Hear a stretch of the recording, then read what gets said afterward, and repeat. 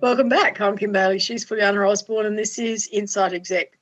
Today, we're going to talk about your presence, your professional presence, and we're going to look at it in terms of being invited to a meeting and then being ignored, particularly if it's a coffee meeting. This came about by a person who shared with me being in that situation more than once, and then done an exercise, I guess. It was more like a training exercise where observing people at a distance, people you don't know.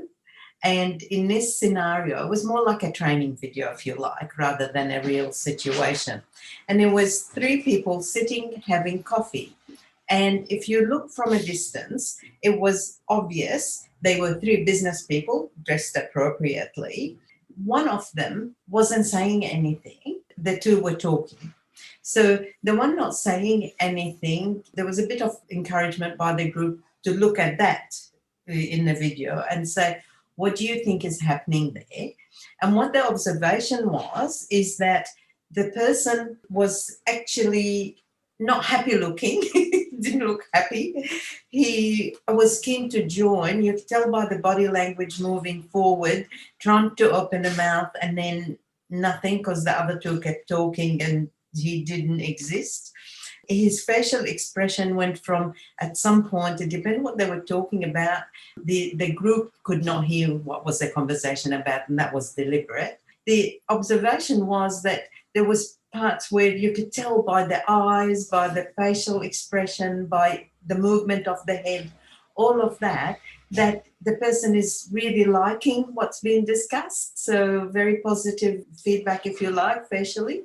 And when another topic was discussed, you could tell the person was like, no, the expressions given was like, I wouldn't, warning signs. Again, all communicated from quite a distance apart and from not hearing what the conversation is on. Another one was the frustration. You could see as the meeting went on, you could see in the whole body language frustration. At some point, it was so bad that there was leg movement by the person. It's almost like, I'm ready to run, but I can't. I have to be here. So there was a whole lot of things that were observed from there. So the group were talking, had a discussion afterwards, and talked about what the learnings from here.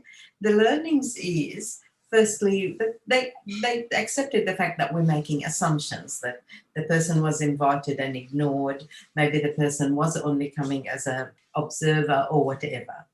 Nonetheless, I think the learning was, don't be so absorbed in what you're saying and doing and not noticing the people around you and their reactions. Somebody's trying to say something, pause, let them say it. Or even if you want to finish your point, say, I know you want to say something, we'll come back to that in a minute. That was totally absent, right? So the person felt disengaged. If this happened more than once, I can imagine the person would be going, oh, what's the point of me going? The other thing is, think about it. Why did you invite that person? Why? You don't want them there. You don't want to hear them. At least make it clear before the meeting.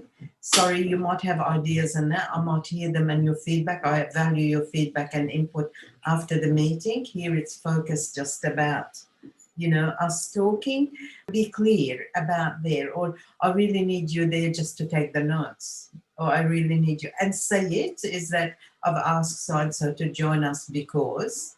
And if you don't want that, don't pretend. Just don't have them there. I think that's important because you can cause them more damage by having them there and, you hurt their pride and all of those things.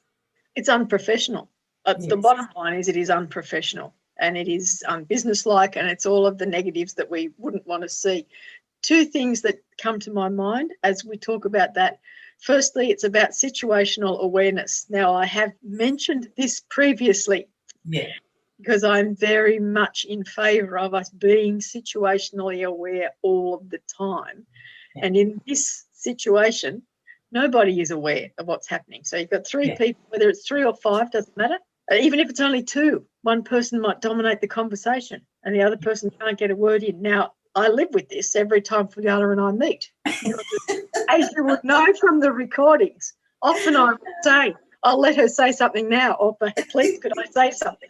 And you can see I take no notice. But and as we do this on Zoom, I actually wave my hands so that she knows that I'm going to say something any minute now. So it's about being situationally aware.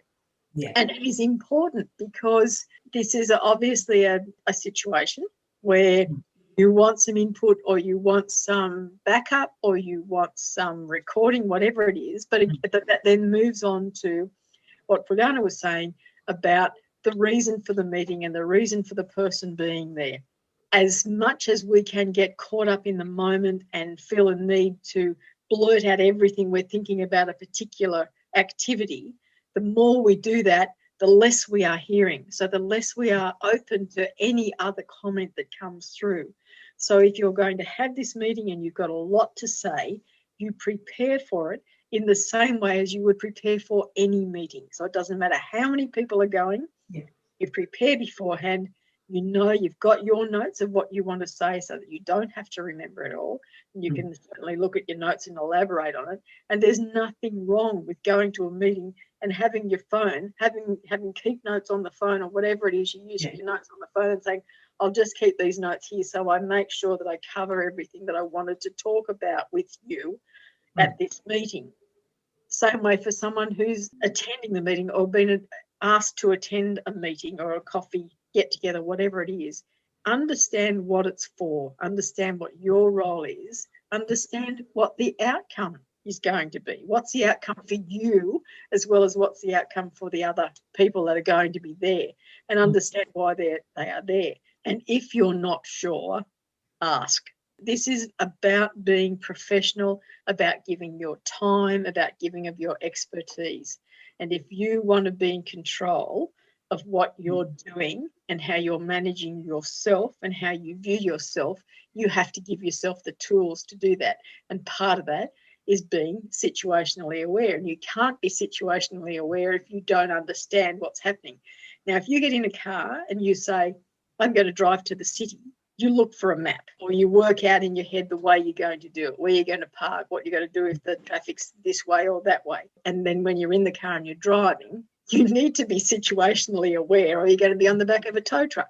So let's think about going to a meeting in the same way as you would as getting into a car to drive somewhere, because that's what it is. You're going somewhere to do something, and there's going to be an outcome. I just want to re-emphasize that bit that you just said, Kim, about the person themselves as well. Like talked before about the person organizing a meeting. And I think in those scenarios, sometimes it's a hierarchical thing. So 2 managing partners and 1 director, if you like, and then that managing partners, they're talking. So if you're going and you're not one of those managing partners, just make it clear that to you, whoever is invited you, is that, so it's okay for me to comment and participate. And if they said, no, I want you as an observer, and be honest, if you're the sort of person can't be an observer, just say. If somebody said to me, I want you to be quiet, I'll say, well, I'm going to find that very, very difficult. I'll probably will do my best, but anyway, and clarify that. I know I'm joking a bit, but clarify that and make sure that you are participating, or be honest, say, well, I feel like a shag on a rock. So I don't know, sitting there, if you guys talking, is that because the other person might think I have no opinion, too introverted to speak or whatever. I'm also concerned about how I come across by not talking or by talking. Talk about that, because they want you there. There is some sort of respect, I think. They're not there because they don't like you. They're there for a reason. Clarify that, but also look at how you want to come across and clarify that before the meeting. All good before the meeting. During the meeting, you might still get caught up with an activity that goes off the rails for whatever reason. And so you have one or both dominate the conversation and you can't get a word in. During the meeting, you can resort to the physical. You can actually put your hand across between the two of them and say, can I say, like we were at school, can I speak?